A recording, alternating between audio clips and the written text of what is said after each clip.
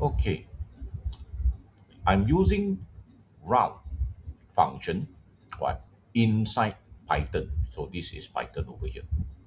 Okay. I'm not so much going to explain the purpose of round, which is the rounding. Right. We already covered that. Okay. But I want to emphasize the danger of using the round function. Okay. So I'm going to run the 3.5 and I'm going to round 6.5. And I'm going to run this to show the output.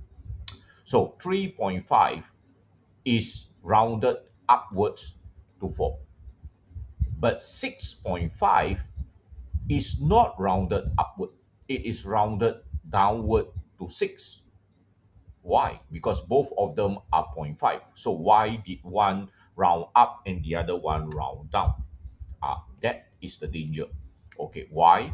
Because Python take zero point 0.5 and round it to the closest even number. So 3, okay, when you round, it round up to 4 because 4 is even. But 6, when you round, well, it can't go up to 7 because 7 is an odd number, so it round down to 6. So that is the area you have to be very careful when you are using round.